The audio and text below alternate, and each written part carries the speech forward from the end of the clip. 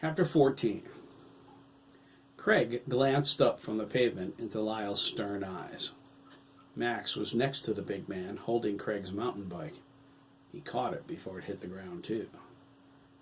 In Craig's mind, the words "stupid, stupid, stupid" repeated themselves in an endless looping chorus. Luck wasn't with him today. Craig wondered what else could go wrong. He brushed his shirt off, Lyle assisting him some. He tried not to look at Max, but his eyes betrayed him. He glanced up and saw Max staring at him. His expression said everything. "I got you, Dougan.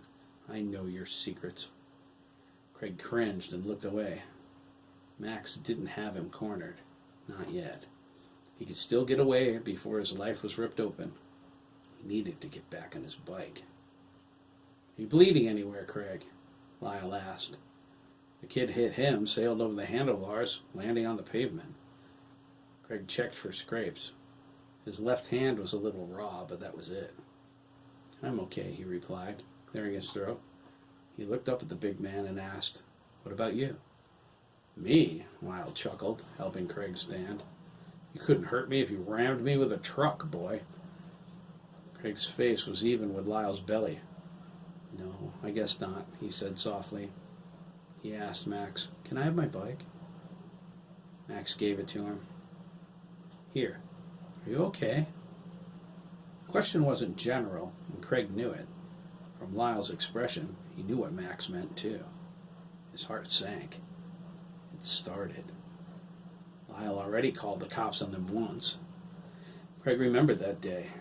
He was never so frightened in his life as when Officer Robert Bigelow, a Lancaster resident, stepped into his house. Craig reached for his bike.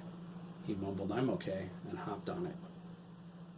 "I want to talk to you," Max began, but Craig quickly pedaled away. "I have to go," he said. "I have to get to school." Max managed to say, "But I," before Craig hit Wicked Avenue. "Oh, nuts," he mumbled, his hands on his hips. "What's it going to take, man?" He wasn't asking anyone in particular, but Lyle answered him. "It's going to take a lot, Max," he said. "You know, Jack was my best friend once." Max looked at him, stunned. Lyle nodded, his eyebrows lowered. "What are you going to do about it?" he asked, his tone expectant. Max looked at him, shook his head, and then took off after Craig. "Hey, wait!" he called. Craig looked back, saw Max running toward him, and pedaled faster. Ricardo stepped out of the front door in time to see Max tear across Wicked Avenue after Craig. Ricardo was about to follow. If something was up, he had to be there. Max was the epitome of the cool character. He didn't run after anyone unless something bad happened. Is he going to beat the crap out of Dougan? Ricardo wondered. What could Craig have possibly done to make Max angry? Ricardo took a step in their direction, prepared to run after them, but Lyle's bellows stopped him cold. "Ricardo!" Ricardo froze. He looked at the big man confused. He gestured with his chin. "Get on the bus, boy," Lyle said, motioning Ricardo to the bus stop. It was right in front of the garage. Ricardo jogged over and asked, "What's going on?"